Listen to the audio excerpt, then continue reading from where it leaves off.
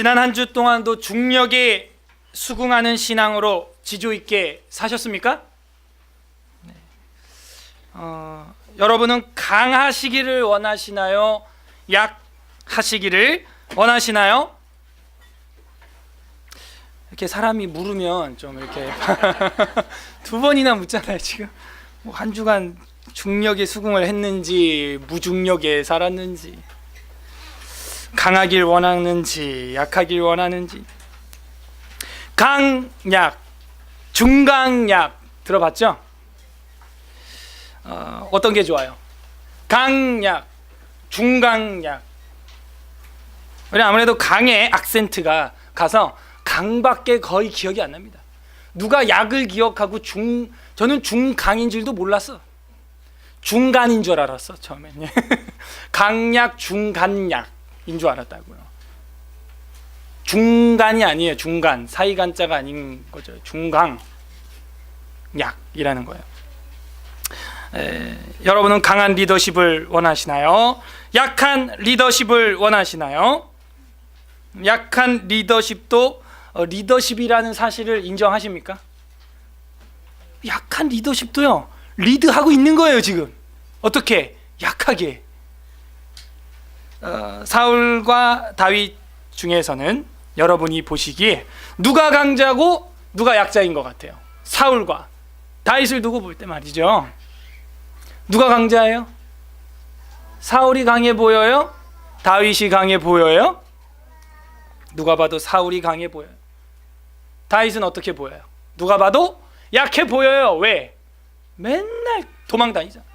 지금 도망다닌 이야기만 3주째 하고 있어요. 그죠? 우리도 지쳐 지금. 그죠? 누가 봐도 다윗은 약이에요. 약해요.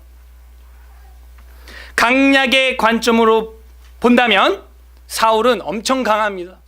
왕이고 손에 창자루가 있고, 그 당시 사람들은 동학 농민 운동처럼 농기구 가지고 싸우고 있는데, 사울 왕에는 그 손에 예리한 날카로운 칼이 있더라.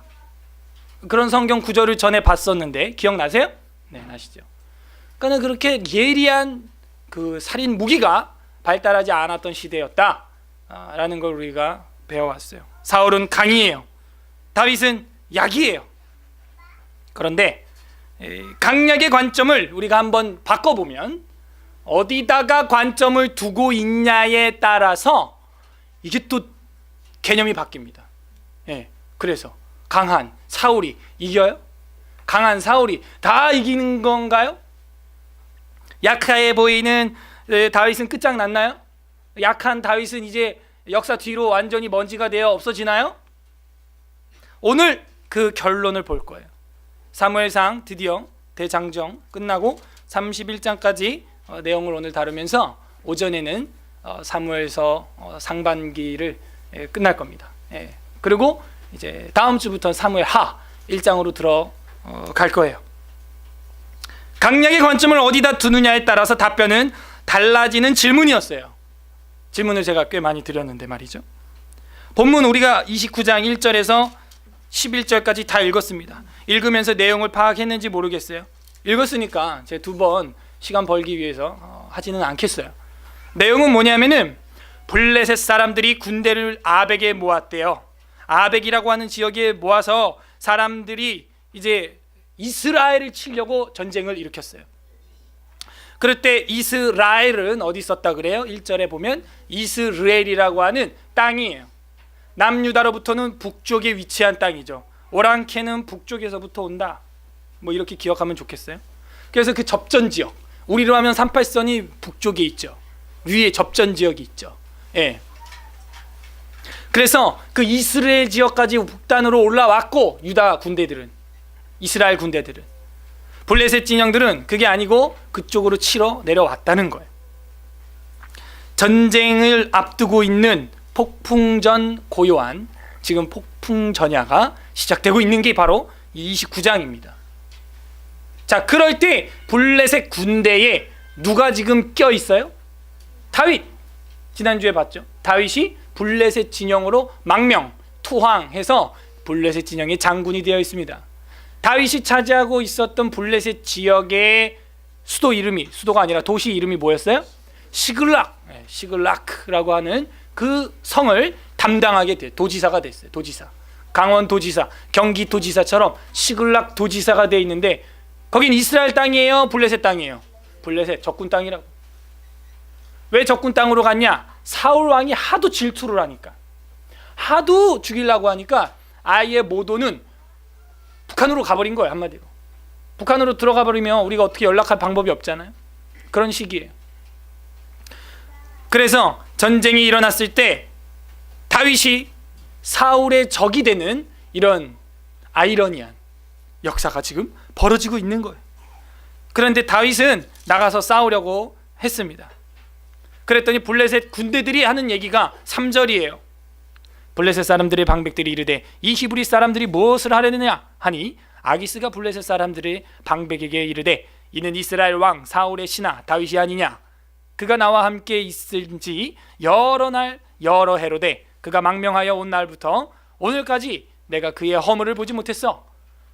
그러니까 우리랑 같은 편인 거야, 이런 얘기예요. 그랬더니 4절에 블레셋 사람 방백이 그에게 노한지라.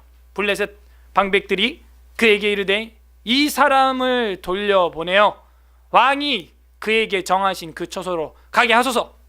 우리와 함께 싸움에 내려가지 못하리니 그가 전장에서 우리의 대적이 될까 하나이다. 이게 무슨 얘기예요? 원래 누구 종이었어요? 다윗이 사울의 종이었거든. 근데 지금 블레셋 진영의 적군에 투항해 왔다고 해서 같이 전쟁이 나갈 수 없다는 거예요. 전쟁이 나갔다가 만약에 돌변해가지고 사울 편을 다시 들으면 우리는 배후 공격을 당한다는 거예요. 뒤에서 맞으면요 HP가 2배 이상 단다는 사실을 아세요? 예. 그 치명적이다 하는 거예요. 치명적이다. 배후 공격. 그러니까는 블레셋 장군들이 저 다윗 장군하고는 못 가겠소 라고 말을 하는 거예요. 그랬더니 이제 아기스가 6절에 다윗을 불러서 그에게 이르되 여호와께서 살아계심 두고 맹세하노니 네가 정직하여 내게 온 날로부터 오늘까지 네가 악에 있음을 보지 못하였으니 나와 함께 진중에 출입하는 것이 내 생각에는 좋은데 나는 좋은데 수령들이 두령들이 장군들이란 뜻이에요. 그 수령들이 너를 좋아하지 아니하니 그러므로 이제 너는 평안히 그냥 집에 가라. 시글락으로 돌아가. 그래서 거기서 그냥 이 전쟁 중에 휴가를 즐겨. 그냥 잘 됐죠 뭐. 다윗은 좋죠 뭐. 8절 다윗이 아기스에게 이르되 내가 무엇을 하였나이까? 내가 당신 앞에 오늘까지 있는 동안에 당신의 종에게서 무엇을 보셨기에 내가 가서 주 왕의 원수와 싸우지 못하게 하시나이까? 사울 왕이랑 싸우겠다는 거예요 다윗이. 아기스가 다윗에게 대답하여 이르되 네가 네 목전에 하나님의 전령같이 선한 것을 내가 아나. 참 다윗이 얼마나 깔끔하게 살았는지 아기스 왕, 블레셋 왕이 볼 때 하나님의 전령 같았다는 거예요. 우리의 인생 그렇게 살아야 돼요. 누가 봐도 저 사람은 에스라 교회 다니는 사람, 믿음이 있는 사람 같아. 누가 봐도 달라. 좋게 달라야 돼. 좋은 쪽으로. 사랑하면서 다르고 화평하면서 다르고, 이렇게 다윗처럼 정의로우면서 다르고 용감하면서 다르고 멋있게 달라야 돼. 비굴하게 다르면 안 됩니다. 치사하게 다르면 안 돼요. 야비하게 다르면 안 되고 꼼수 쓰면서 다르면 안 돼요. 그건 거룩이랑 거리가 먼 거예요. 10절에 그런즉 너는 너와 함께 온 내 주의 신하들과 더불어 새벽에 일어나라. 너희는 새벽에 일어나서 발거든 곧 떠나서 이 캠핑장을 떠나, 베이스 캠프를 떠나서 그냥 집으로 돌아가. 네 성으로. 이에 다윗이 자기 사람들과 더불어서 아침에 일찍이 일어나서 떠나 블레셋 사람들의 땅으로 돌아가고 블레셋 사람들은 이스라엘로 올라가니라. 그래서 블레셋 군대들은 그대로 전쟁하러 진격해서 나갔고 다윗은 집으로 돌아갔더라 하는 이야기입니다. 30장에는 무슨 얘기냐면 다윗이 집에 돌아왔더니 이런 일이 터졌다, 이런 얘기예요. 무슨 일이 터졌냐면 30장 1절 다 같이 한번 읽어볼까요? 30장 1절 시작. 다윗과 그의 사람들이 사흘 만에 시글락에 이를 때 아말렉 사람들이 이미 네겝과 시글락이 침노하였는데 그들이 시글락을 쳐서, 시글락은 누가 담당하고 있는 성읍이라 그랬어요? 다윗이 담당하고 있는 성읍이었는데 누가 올라와서 쳤대요? 아말렉 사람들이 올라와서 그 시글락을 약탈했다는 거예요. 그 전쟁하러 잠깐 나간 사이에 역습을 당한 거죠. 근데 이 역습은 이스라엘한테 당한 게 아니고 제3자 국인 아말렉한테 또 뒤통수를 맞은 거야. 그러니까 이게 뭐 당시 그 나라 정세를 우리가 딱 살펴볼 수 있죠. 치고 싸우고 죽이고 죽이는 그런 약육강생의 역사적 정황이었구나 하는 걸 알 수가 있어요. 뭐 오늘날은 경제적인 전쟁이죠. 경제적으로 이 나라가 저 나라를 잡아먹고 공동 수여권을 만들고 전부 주주가 돼서 은행을 다 잡아먹고 이런 식으로 이제 경제 전쟁을 지금 벌이고 있는데, 이 당시는 물리적인 이런 전쟁을 하는 게 일수였다 하는 거예요. 이거 돌아오길 잘했죠. 돌아와 보니까 시글락 성읍이, 자기가 관할하는 성읍이 약탈당했던 거예요. 그러니까 이런 것도요, 하나님의 섭리 안에 있다라는 걸 우리가 알 수 있어요. 이게 돌아가라고 해서 삐질 일만은 아니었다는 거예요. 돌아가! 이랬는데 돌아와 보니까 자기 성읍이 지금 약탈당한 걸 바로 알게 됐어요. 그래서 그 아말렉 군대를 추격을 합니다. 역추격. 다시 찾아와야지 해가지고 다윗은 그 아말렉 군대를 잡으러 이제 원정을 떠나게 돼요. 만약에 다윗이 블레셋이랑 같이 전쟁에 나갔다면 어떻게 되는 거예요? 이 시글락은 완전 끝나는 거예요. 왜냐면 이 뒤에 보면 알겠지만은 이때 사랑하는 아내들, 자녀들, 금은, 보아 다 약탈당했거든요. 지난주에 결혼했던 사람 누구예요? 지혜로운 여자 아비가일도 납치당했어 지금 보면. 그리고 그 다음에 또 바로 취한 여자 누구예요? 아히노암도 납치당했어 지금 다.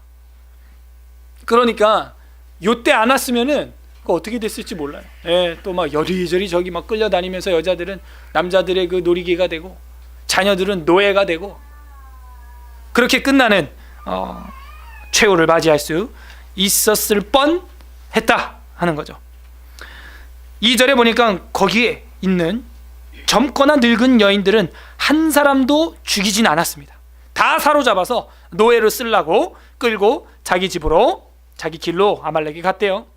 다윗이 그의 사람들이 성읍에 이르러 본즉 성읍이 불탔고 자기들의 아내와 자녀들이 사로잡혔는지라. 다윗과 그와 함께한 백성이 울 기력이 없도록 소리 높여 으으 하고 울었대요. 울 힘이 없을 정도로 싹 다 없어진 거예요. 싹 다 약탈당한 거예요. 다윗의 아내 이스라엘 여인 아히노암과 갈멜 사람 나발의 아내였던 아비가일도 사로잡혔더라. 백성들이 자녀들 때문에 마음이 슬퍼서 다윗을 돌로 치자 하니 다윗이 크게 다급하였으나 그의 하나님 여호와를 힘입어 용기를 얻었어요. 그러니까 리더가 잘할 때는 다 그 밥 먹겠다고 그 리더 밥상 밑에서 빵 부스러기 주워 먹던 사람들이요, 리더가 한번 삐끗하니까 죽여버리겠대요. 그냥 모세랑 비슷하죠. 모세도 엑소더스 출애굽을 해서 인도에 나갈 때는 이야 영웅이다, 이야 홍해를 갈랐어, 대단하다 이러면서 끌고 가다가도 모세 때문에 우리가 이 광야에 온 거야 라는 원망이 딱 머리에 들어가니까 죽이고 싶은 거야. 죽이고 싶은 거야. 예나 지금이나 똑같아요. 리더가 그래도 다윗이요 수십 년 동안 지금 광야에서 먹여줬잖아. 몇 명을 600명가량 되는 사람들을 먹여주고 재워줬으면 고마워해야지. 한번 이렇게 일 당했다고, 약탈 당했다고 죽이겠대. 다윗을 죽이려면 누굴 죽여야 돼? 아말렉 군대를 죽이려고 해야죠. 그러니까 이런 거 보면 여러분이 무서워 보여. 어떨 때는 잘 교회가 나갈 때는, 잘 교회가 이 배가 에스라호가 선항을 할 때는 문제가 없는데 폭풍을 만났다, 환난을 당한다 이러면 바로 다윗 죽여버리겠다고 하는 것처럼 절 죽이려고 할까봐 다들 부정 안 하는 표정이신데 제일 좋죠. 타겟이 뻔히 드러나니까. 근데 다윗은 다급했지만 당황하지 않고 여호와를 힘입고 용기를 얻었다 하는 거예요. 그러니까 여러분이 다윗이에요. 분명히 당황한 날이 옵니다. 믿지 않는 사람들, 회사에서, 학교에서 믿지 않는 친구들 때문에 당황해요. 여러분이 친절을 베풀 때는요 괜찮다가도 나중에 여러분이 기독교인인 거를 알면은 돌변하는 수가 있어. 너 기독교인이었어? 이러면서 여태 나의 친절을 다 받아 먹었으면서도 내가 기독교인이라는 게 딱 밝혀지면은 네가 기독교인이었어? 하면서 확 돌변해요. 그때 어떻게 해야 돼요? 당황하지 않고 여호와를 힘입고 용기를 얻으셔야 돼요. 그러니까 하나님 힘입지 않고는 우리가 이 험한 세상을 그리스도인으로 살아갈 수 없습니다. 그래서 다윗은 600명을 끌고 아말렉 이 산적들을 잡으러, 납치범들을 잡으러 출발합니다. 9절, 이에 다윗과 또 그와 함께한 600명이 가서 부솔 시내에 이르러 뒤떨어진 자를 거기 머물게 했으되, 곧 피곤하여 부솔 시내에 건너지 못하는 200명을 머물게 했고 다윗은 400명을 거느리고 쫓아가니라. 그래서 강변을 딱 만나니까는 강가에서 몇 명이 주저앉았대요? 200명이나 못 가! 이런다는 거야. 힘들어! 이러는 거죠. 아마도 그 별로 이해관계가 없는 사람인 것 같아요. 아내나 자녀가 납치 안 당한, 뭐 이런 별 손해가 덜한, 뭐 이런 손해가 있긴 있는데 말이죠. 물리적인, 물질적인 손해만 조금 있는 사람들, 이제 이런 사람들은 가기 싫은 거죠. 근데 나머지 400명은 아니에요. 생사가 지금 가정이 걸려있는, 그래가지고 400명은 출발 다시 강을 건너서 가고 200명은 그 부솔 시내가에 남아있게 되었다 하는 거예요. 11절 우리 한번 형제분들이 읽어주시면 고맙겠습니다. 30장 11절 무리가 시작. 무리가 들에서 애굽 사람 하나를 만나 그를 다윗에게로 데려다가 떡을 주어 먹게 하며 물을 마시게 하고, 무리가 들을 이렇게 쫙 가고 있는데 애굽 사람 하나를 만났다는. 그래서 다윗이 데려다가 그 다윗에게로 데려다가 떡을 주어 먹게 하고 물을 마시게 했다는 거예요. 지금 굉장히 위급한 상황이고 빨리 가족들을 찾아와야 되는 이 위기의 1분 1초 초각을 다투는 시간에 지금 웬 이방 사람, 애굽 사람을, 그것도 이제 버린 것 같은 사람을 그걸 데려다가 떡을 먹여주고 물을 마시게 해주는 친절을 베풀면서 12절에 보니까 그에게 무화과 뭉치에서 뗀 덩이 하나와 건포도 2송이를 주었으니 그가 밤낮 사흘 동안 떡도 먹지 아니하고 물도 마시지 못하였음이니라. 그가 먹고 정신을 차렸다 하는 거예요. 13절 다윗이 그에게 이르되 너는 누구에게 속하였으며 어디에서 왔느냐 하니 그가 이르되 나는 애굽 소년이요 아말렉 사람의 종이었더니 사흘 전에 병이 들매 주인이 나를 버렸나이다. 애굽 사람, 이 소년, 이 애굽 종인데 어느 나라 사람 종이었다는 거예요? 아말렉 사람의 종이었다는 거예요. 지금 누구 따라가고 있어요? 다윗이 아말렉 군대 잡으러 가는데 아말렉 사람도 아니고 까무잡잡한 애굽 이집트 소년을 선대했더니 이 사람이 보니까 아말렉 군대 종이었다는 거예요. 그래서 도움을 줍니다. 아니 그거 모르고도 도움을 줬죠. 알고 준 게 아니에요. 계획 속에서 준 게 아니에요. 그냥 늘상 베풀던 선행이었어요. 선행. 왜? 자기가 약자였기 때문에 약자가 눈에 보이는 거예요. 과부 마음은 누가 알아요? 과부가 아는 겁니다. 그러니까는 너무 풍요로우면요 힘들고 가난한 사람의 그 입장을 이해를 못해요. 아유 저 북한에 먹을 게 없어? 뭐 애들은 뭐라 그래? 먹을 게 없으면 라면 끓여 먹지. 아유 참 라면 맛있는데. 그런 철없는 소리를 하는 거예요. 근데 다윗은 늘 환난과 도망자의 삶을 살아봤기 때문에 버려진 삶, 광야에 내던져진 삶, 정말 기투성이가 되어봤기 때문에, 던져진 바 되어봤기 때문에 본인이 이 애굽 소년을 보면 과거 자기의 모습을 보는 것 같은 착시가 일어나. 그러니까 여러분도요 그 고통 당했던 그 어려운 역경을 겪었던 기억을 지우지 마세요. 그걸 잘 보석처럼 간직해야 됩니다. 한 번은 저도 전철을 타고 그냥 전철 늘 타는 거죠 뭐. 타고 있는데 그때는 제가 아기가 없을 때예요. 근데 앞에 어떤 아줌마가 남자아이를 이제 업고 이제 전철에서 이제 내리려고 문 앞에 기다리고 있는 장면을 저는 앉아서 이렇게 봤어요. 요즘 그러지는 않는데 한 1, 2년 전 일인 것 같아요. 봤는데 눈물이 그냥 핑 돌더라고. 뭐가 그게 눈물 날 일인가? 전철에서 내리는데 아줌마가 애 없고. 그러니까 뭐가 딱 겹치냐면은 예전에 우리 어머니 생각이 딱 나. 저희 어머님이 제가 병을 많이 앓았잖아요. 제가 그때 돌되지 못한 채 7일 동안 아무것도 못 먹었었던 적이 있어요. 제가 그래갖고 눈이 돌아가서 흰자가 보일 정도로. 네. 그래서 저를 살려보겠다고 어머님이 저를 업고 그 시골에서 병원을 향해 뛰는 어머니. 근데 택시를 탔는데 택시기사가 하는 말이 에이 재수없게 첫 손님부터 다 죽은 시체를 데리고 타네. 저희 어머님이 얼마나 그 마음에 상처가 됐겠어요. 그러니까 이런 얘기를 제가 어머니한테 들었거든요, 자라면서. 그렇게 눈 돌아가고, 소말리아 애처럼, 안 그래도 머리가 큰데 머리 더 커 보이겠죠. 머리 이렇게 커가지고 삐쩍 말라가지고 막 배는 뿔뚝 나와가지고 팔목은 나무가지처럼 삐쩍 말라가지고, 이제 그런 얘기를 어려서 하도 들으면서 크니까 그 남자 소년도 아니지, 아기를 딱 보니까 옛날 나도 저런 아기였었던 때가 있었지 하는 생각이 싹 순간 막 스쳐 지나가니까 눈물이 핑 도는 거예요. 옛날 생각이 나니까.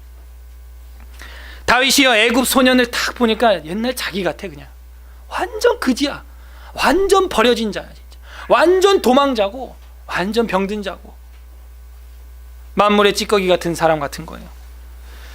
그러니 그냥 지나갈 수가 없죠. 근데 제가 여기서 놀란 건요, 다윗이 직접 애굽 소년을 끌고 온 것도 있지만 데려온 게 아니에요.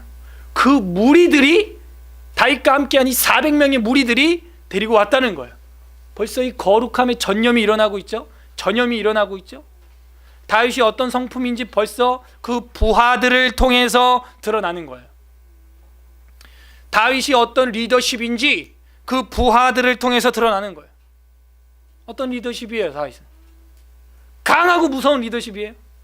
단창을 집어 던지는 군대, 해병대, 용장 같은 모습이에요?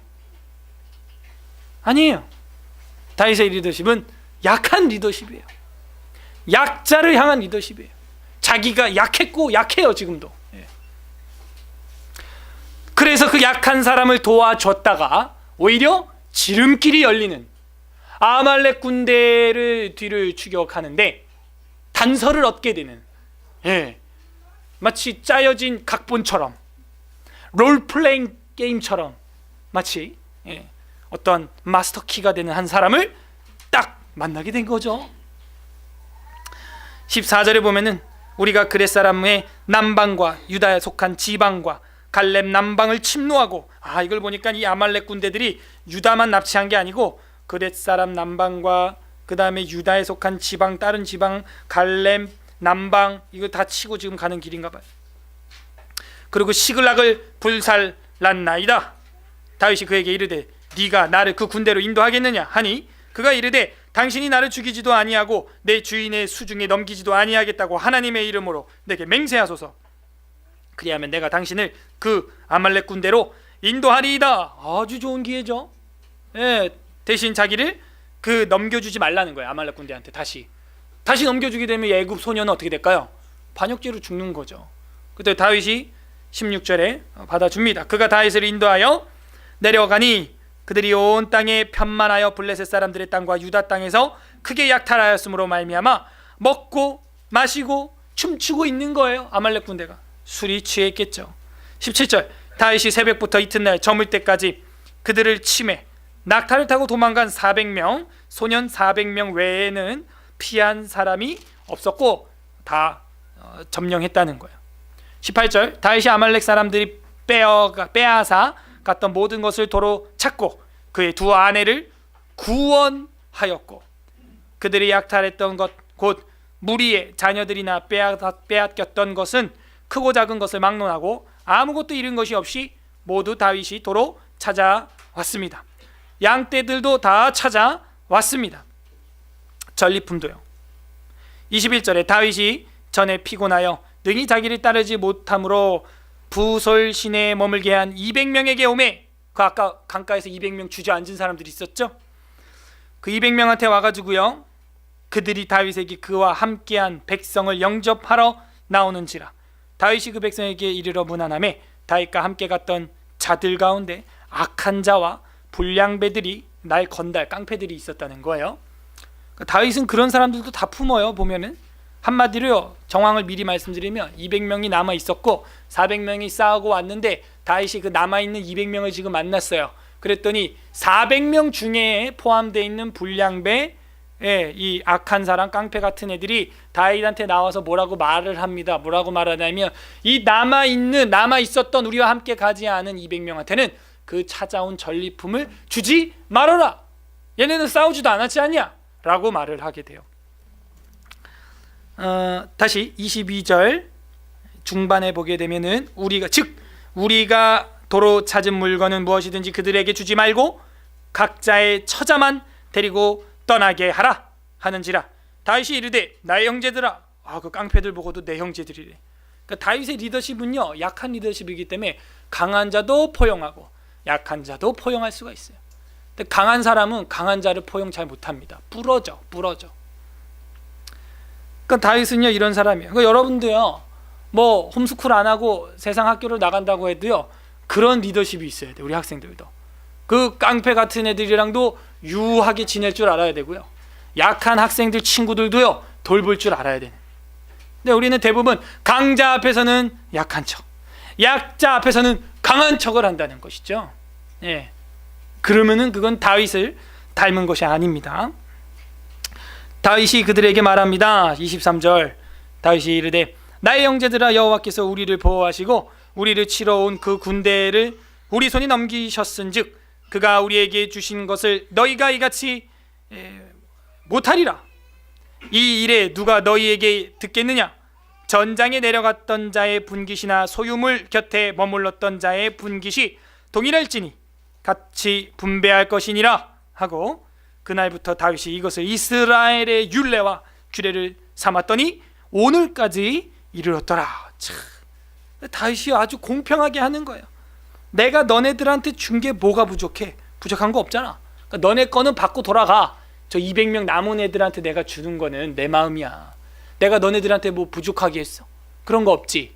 그럼 너네는 받았으면 돌아가 그냥. 그러니까 리더자는요 공평해야 돼. 이렇게 그러면 400명도 얻고 어떻게 돼요? 200명도 얻게 되는 거예요. 공평해야 돼요. 이 공평이 깨지면요 불평이 나와요. 불평이. 예. 근데 어떤 공평이어야 되느냐?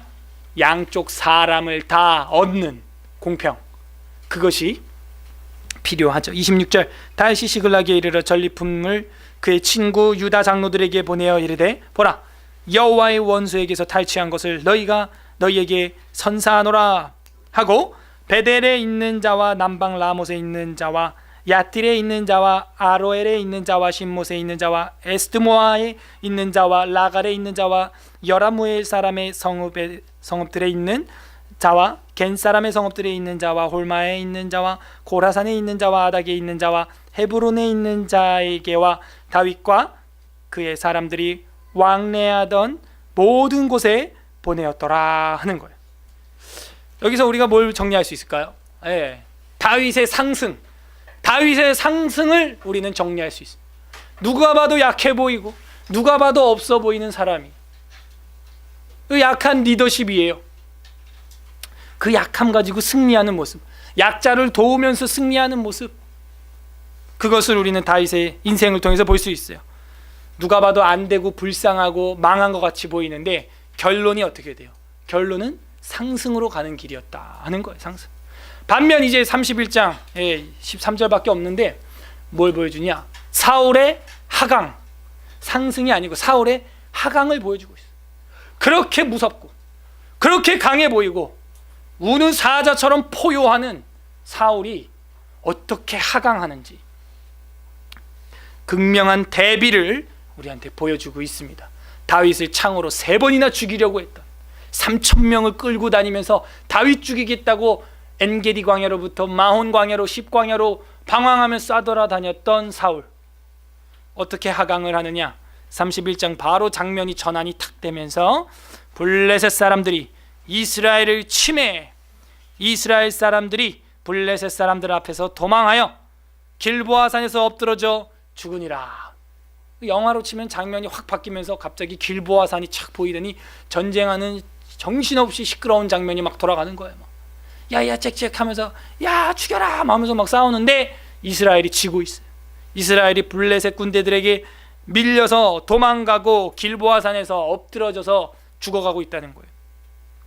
후퇴령이 선포가 되고 퇴각이 외쳐지고, 그래도 도망가는 적 뒤를 따라오면서 블레셋 군대들이 다 잡아 죽이는 거예요.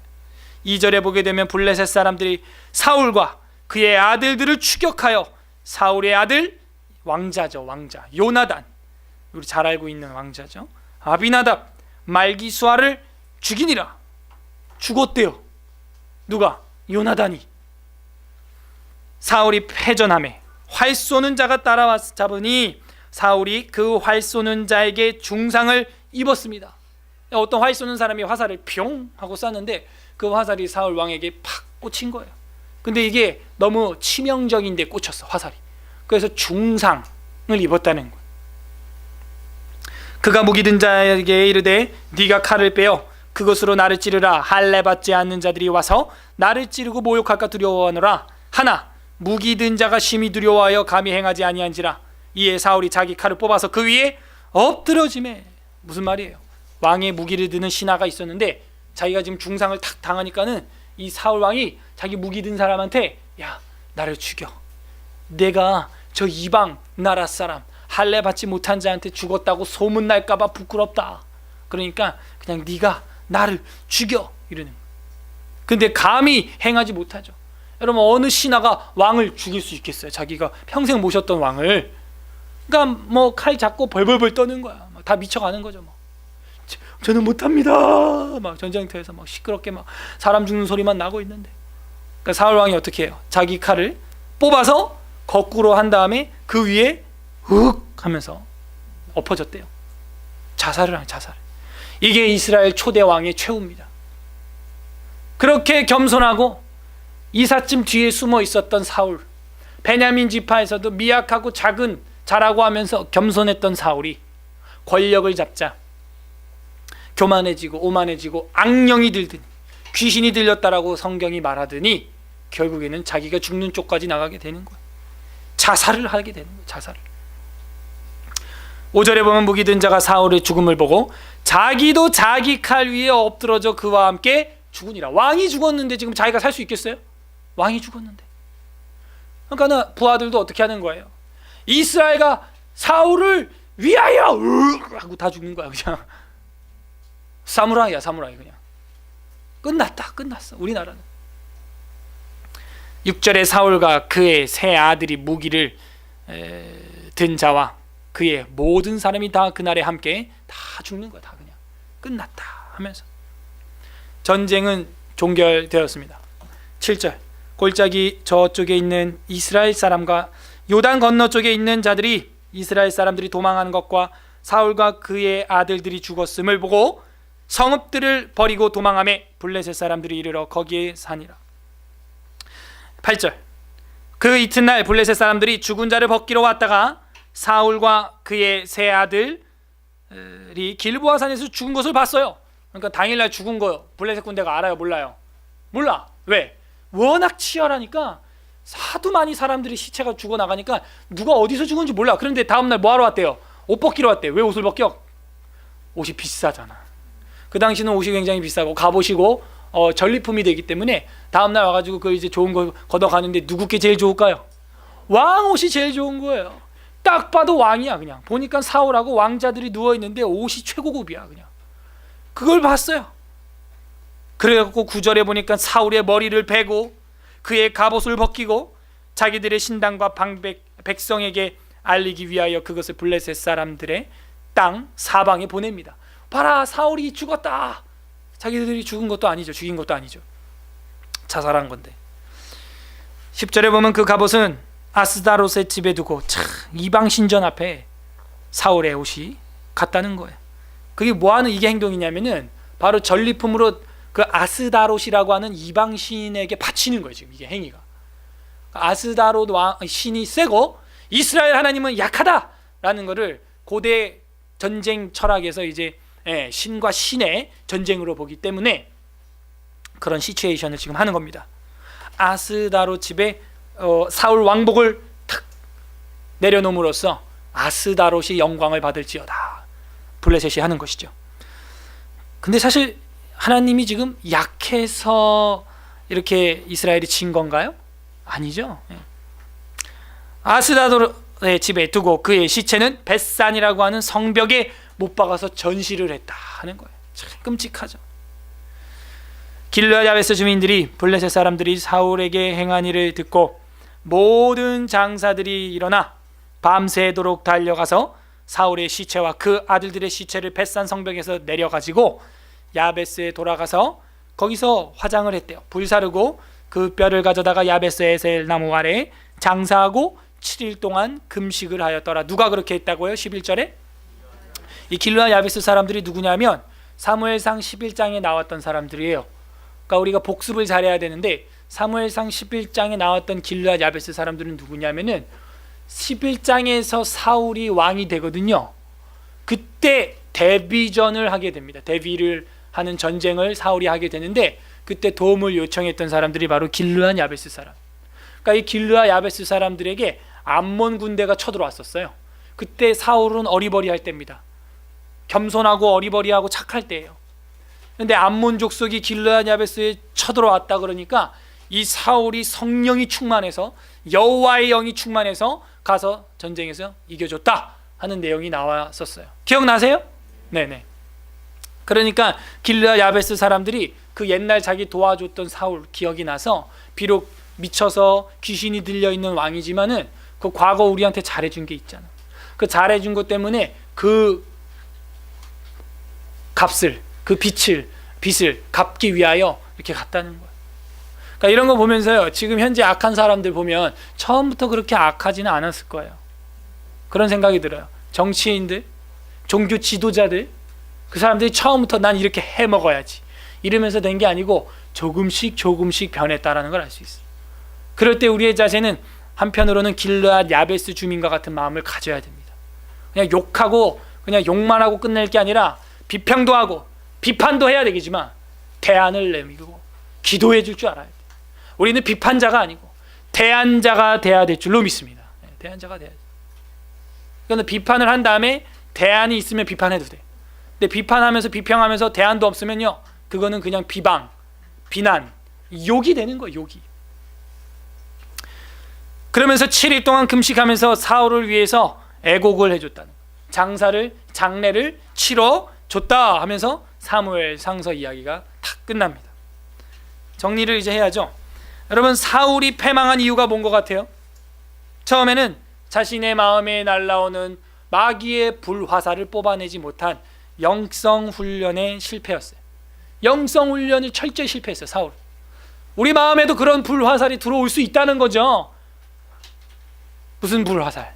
시기, 질투, 원망, 미움, 증오, 그런 게 우리 마음속에 쑥쑥 들어와요. 그런 게 들어올 때 어떻게 해야 돼요? 뽑아 버려야 됩니다. 아이고, 내가 무슨 생각하는 거야. 뽑아 버려야죠. 근데 그거를 마음속에서 불을 피우면은, 바람을 불면은 우리 인생이 그거 하나 때문에 이 아까운 인생의 시간이 다 불타버리는 거예요. 너무 아깝잖아요. 그 힘과 에너지로 우리가 책을 한 권 봐도 나에게 정신적으로 유익할진데 그 힘과 에너지를 온갖 공상과 상상과 망상으로, 환상으로 보낸다는 건 너무 아까운 일이에요. 근데 사울은 그걸 컨트롤하지 못했어요. 이런 얘기 있죠? 새가 여러분 머리에 똥 싸는 거는 못 막아요. 제 마음속에도요, 그런 마음이 들어올 때가 있어요. 스트레스가 들어오고 어려운 일들이 들어오고 어려운 사건들이 생기고 이러면요, 저도 민감해지고 예민해지고 그렇습니다. 그런데 그런 게 왔을 때 그거를 빠른 시일 내에 제거해야 되는, 새가 우리 머리에 똥 싸는 거는 우리가 막을 수 없는데 집 짓는 거는 막을 수 있다라는 이야기를 많이 들었어요. 맞아요. 근데 새가 집 짓는 데까지도 멍하고 가만히 있으면 그 큰일 나는 거예요. 틀어 앉아. 귀신이, 악령이 사울을 가지고 놀았던 걸 우리는 읽어왔어요.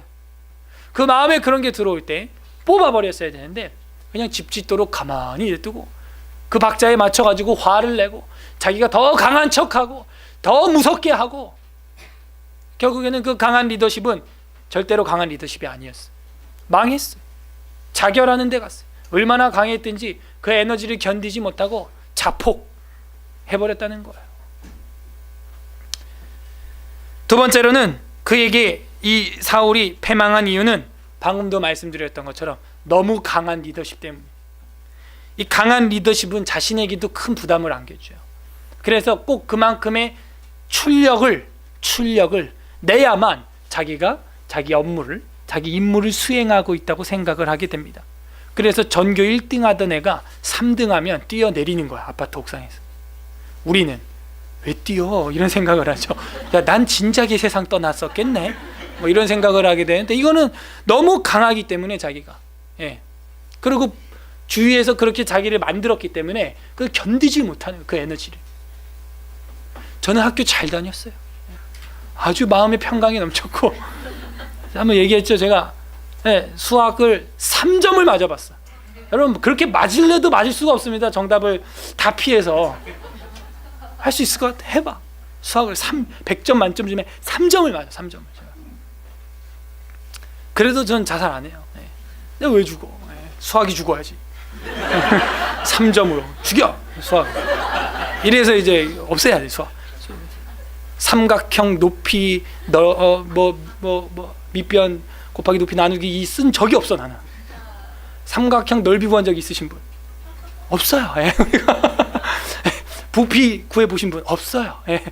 없어. 뭐 헥타르 개념 우리가 써본 적이 거의 없어. 내 땅이 없으니까. 그렇게 뭐 언제 우리가 뭐 전문적으로 과학자나 그런 거 되지 않는 이상 거의 쓸 일이 없다는 거예요. 그런 쪽에. 그것 때문에 우리가 옥상에서 뛰어내리고, 아유, 그거 안 됩니다. 그런 거 안 해요, 우리는. 사울은 너무나 자기에게 강한 리더십이 있었기 때문에 마지막에 자살을 한다는 건 자기가 못 견디는 거예요. 거기. 그렇게 망가졌어, 사람. 처음에는 나는 미약하고 겸손하고 부족한 사람입니다, 이런 자세였는데 이제는 못 견뎌 하는 거예요. 자기 에너지. 지난주에 이어서 또 오늘도 한번 사자성어를 써보면, 치망설존이라고 하는 말을 아십니까? 오늘 설교 제목이죠. 치망설존 리더십이라는 거예요. 치왕 슈치은. 여기 중국어 네이티브가 몇 명이 앉아 있는데 매주 제가 무리한 시도를 하고 있죠. 그건 이제 잊지 마시라고 해보는 거예요. 이 치망설존, 치망패존이라고도 말하는 말인데, 이 치는 이빨을 말해요. 이빨, 치야. 망은 망한다는 거예요. 설은 설, 혓바닥을 말해요. 존재한다는 거예요. 여러분, 단단한 이빨은 빠집니다. 여러분 죽기 전에 빠져. 근데 혀는 빠져, 안 빠져? 여러분 죽어도 혀는 안 빠져. 나 혀 빠졌다 지금. 혀 빠진 사람. 말은 하죠. 새가 빠지게 이랬다고. 새 빠지게 이랬다고 하는 게 이제 혀 빠지게 이랬다는 거예요. 힘들 정도로. 근데 혀는 빠져요? 안 빠져. 강도로 치면 누가 더 강해? 이빨이 훨씬 강하거든. 오호. 그러니까 여러분, 강한 이빨은요, 뼈다구인데 빠져요, 이게. 지금 여기 자기 이가 아니신 분도 이제 계실 수 있고, 저희 아버지도요, 이게 이제 연로하시니까 이제 틀리고 가짜 이빨이고 이제 이래요. 그래서 우리는 이빨은 늘 강하고 뼈니까는 죽어서도 남을 것 같고 그런 개념이 있으니까는 절대 흔들리지 않을 것 같죠. No. 오히려 치아는 깨지고 썩고 빠집니다. 혀는요, 깨지거나 썩거나 빠지지 않아요. 빠지면 살 수가 없어요. 우리가. 무슨 얘기냐면, 강한 자가 먼저 망하고 부드러운 자, 유한 자가 나중까지 남는다 하는 말이에요. 사울은 강한 사람이었어. 근데 왜 먼저 빠지는 거야, 이렇게. 그리고 다윗은 늘 도망다니는 약한 사람이었어. 그러나 사울은 치망, 다윗은 슈어천. 비웃지 마세요. 건강에 안 좋습니다. 잠언 25장 15절 한번 찾아보겠습니다. 구약 한 절, 신약 한 구절 이제 찾아보고 마무리를 짓겠습니다. 잠언 25장 15절. 잠언은 솔로몬의 잠언이, 우리가 솔로몬보다 지혜로운 자가 아니라면 솔로몬의 말을 들어야 될 것입니다. 오늘날에도 지혜의 대명사인 잠언 25장 15절 다 같이 읽어보겠습니다. 25장 15절 시작. 오래 참으면 관원도 설득할 수 있나니 부드러운 혀는 뼈를 꺾느니라. 여러분, 강하고 강팍하고 딱딱한 그 철옹석 같은 마음을 무엇으로 열 수 있겠어요? 절대 열리지 않아요. 부드러운 혀는요, 뼈까지 꺾어버리는 힘이 있다는 거예요. 약함의 리더십, 약함의 리더십, 그게 오늘날 우리 서울에스라 교회, 저에게, 우리에게, 한국 교회에 필요한 리더십이다 하는 거죠. 예수 그리스도께서는 강하신 하나님이셨어요, 본래는.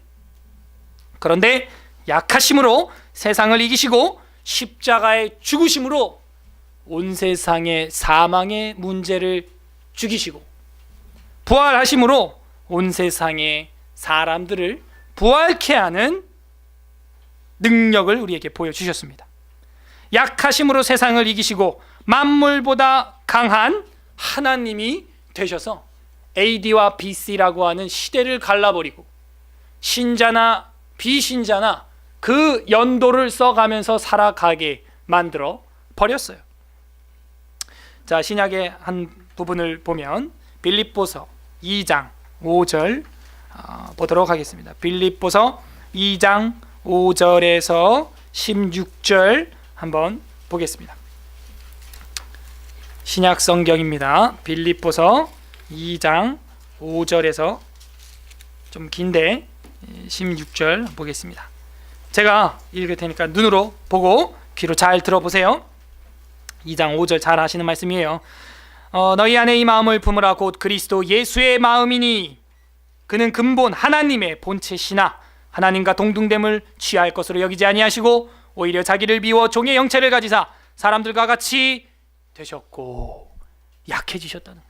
어떻게 신이 God Almighty 하는 그 신이 인간이 될 수가 있냐? 이거는 사람이 개미가 됐다는 얘기와 같은 거예요. 약해지셨어요. 7절에 오히려 자기를 비워 종의 형체를 가지사 사람들과 같이 되셨고 사람의 모양으로 나타나사 자기를 낮추시고 죽기까지 복종하셨으니 곧 십자가의 죽으심이라. 이러므로 하나님이 그를 지극히 높여 모든 이름 위에 뛰어난 이름을 주사 하늘에 있는 자들과 땅에 있는 자들과 땅 아래에 있는 자들로 모든 무릎을 예수 이름으로 이름에 꿇게 하시고 모든 입으로 예수 그리스도를 주라 시인하여 하나님 아버지께 영광을 돌리게 하셨느니라. 그러므로 나의 사랑하는 자들아, 너희가 나 있을 때뿐만 아니라 더욱 지금 나 없을 때도 항상 복종하여 두렵고 떨림으로 너희 구원을 이루라.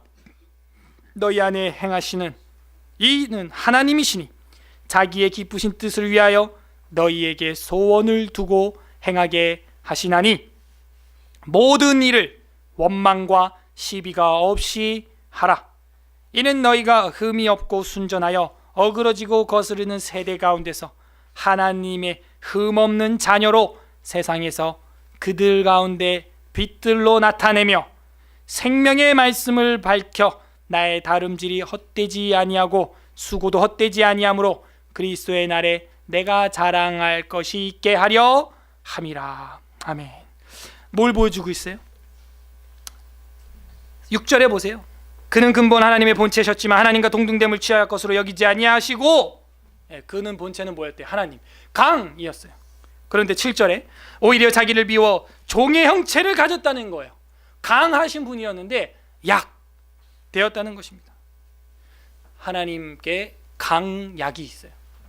우리는 누구예요? 하나님의 형상이죠. 우리에게도 뭐가 있어야 돼요? 강약이 있어요. 근데 우리는요, 하나님이 강인데 우리가 강하면은 교만한 거죠. 그러니까 우리는 중강해야 돼. 중강. 따라해보세요. 중강. 근데 중강인데 중강 티를 다 내야 되겠어요? 꼭 그렇게 중강 티를 내야 되겠냐고. 우리가 어떻게 해야 돼요? 나와야죠. 하나님이 강이었는데 약이 됐다고요. 근데 우리는 중강이야. 중강. 그럼 우리는 어떻게 해야 돼요? 더 약해야죠. 예. 그러니까 하나님은 강인데 약이 됐고 우리는 중강인데 약이다. 그렇게 이해해야 돼. 한마디로 약으로 이겨야 되는 거예요. 약으로. 강하신 예수님이 약해지심으로 승리하셨습니다. 중강하는 그의 제자인 우리도 약해져서 승리하는 것입니다. 강약, 중강, 강이 되면 안 돼요. 예. 근데 우리는 대부분 이 강약, 중강, 강, 완전 강, 절대 강 하려고 합니다. 솔직히 사회생활을 하다 보면 마음에 안 드는 사람들이 있을 수 있습니다. 그들을 위해서 우리는 강해야 할까요? 정말 강하고 싶으면 하나님 앞에서 약해지십시오. 그 약함을 인정하는 것이 뭐냐? 기도하는 거예요. 기도. 내가 약하다라고 하는 것은 기도예요. 그래서 그 마음에 안 드는 그 멤버를 위해서 기도하는 것이죠. 그 불신자들, 비신자들 마음에 안 드는 멤버가 얼마나 많아요, 여러분. 막 너무 화가 나고 억울하고. 그럴 때 여러분 강강하면 안 됩니다. 부서져요. 오히려 더 약하고 그 약하는 길은 기도다 하는 거죠. 예수님처럼 기도하는 거예요. 예수님처럼 기도를 해야 강해지는 역사가 오히려 나타나는 역설을 우리가 가지고 있는 것입니다. 그러므로 기도하지 않는 사람은 실천적, 실질적 무신론자예요. 왜? 내가 강이라는 거야. 내가 강하다는 거죠. 중강이라는 거예요. 기도 안 해도 내가 강하기 때문에 내가 다 할 수 있다는 거예요. 인간의 약함을 인정 안 하는 거예요. 사울처럼 인정해야 됩니다. 그게 기도하는 거예요. 기도 안 하면 실질적 무신론자가 되는 거예요. 여러분은 강한 리더십을 원하시나요? 아니면 약한 리더십을 원하시나요? 약한 리더십도 리더십이라는 사실을 인정하시나요? 그런데 왜 우리는 강해지려고만 안간 힘을 다 쓰면서 좌우의 피조물들을 제압하려는 데 힘을 다할까요? 깊이 생각해 볼 문제입니다.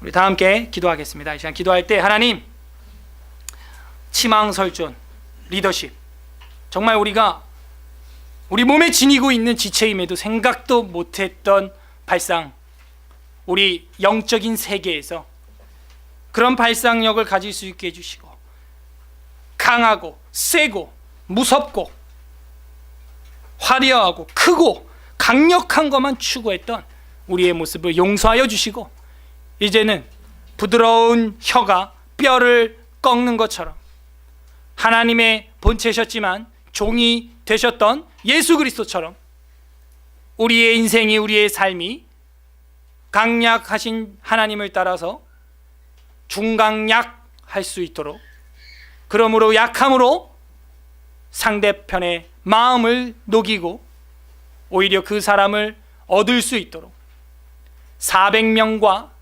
200명을 얻었던 다윗처럼 우리도 400명도 얻고 남아있었던 200명도 얻을 수 있도록, 그래서 남은 인생 세상에서 제사장 역할, 다리 역할 감당하는 치망설존의 리더십이 될 수 있도록 우리를 사용해 달라고, 또 성령께서 깨닫게 하시는 여러분 개인적인 문제들 하나님 앞에 약함으로 이길 수 있게 해달라고 도우심을 구하시기를 바랍니다. 우리 이 시간 다 같이 말씀을 생각하시면서 결단하는 기도하시겠습니다. 기도하겠습니다. 하나님 아버지 감사드립니다. 저희들에게 주신